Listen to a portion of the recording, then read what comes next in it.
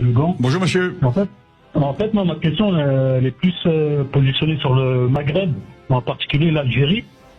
On entend souvent que l'Algérie, avant 1830, n'existait pas.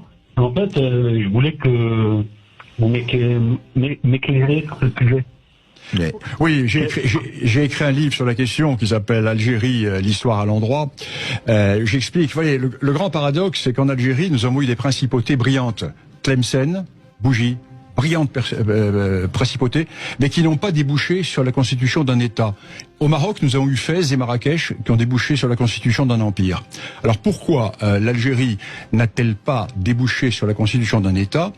Tout simplement parce que l'Algérie a toujours été écartelée entre deux voisins puissants, l'empire marocain et la Tunisie également, qui est un vieil État qui existait plus à l'est.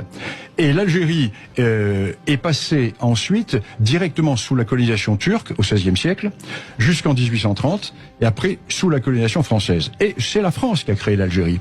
La France a créé l'Algérie, d'abord lui a donné son nom, et a rassemblé les populations à l'intérieur de frontières tracées par la France aux dépens du Maroc. Car n'oublions pas que toute la partie ouest de l'Algérie est historiquement marocaine. La France a détaché toute la partie ouest de l'Algérie du Maroc, pour rattacher à l'Algérie Colombéchar.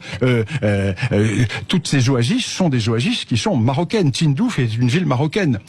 Et la France a donc créé l'Algérie, a constitué l'Algérie. Et plus encore, la France va lui donner le Sahara, qu'elle n'a jamais possédé, pour une raison très simple, c'est qu'elle n'existait pas. Et De Gaulle va rattacher le Sahara à l'Algérie, et va créer cette Algérie, qui est un État qui naît véritablement au mois de juillet 1960. C'est le grand problème du Maroc et de l'Algérie, le grand problème de l'opposition entre ce vieil État marocain millénaire qui existe. Savez-vous que quand Hugues Capet est élu roi de France, au 987. Et quand Hugues Capet est élu roi de France, la monarchie marocaine existe depuis 200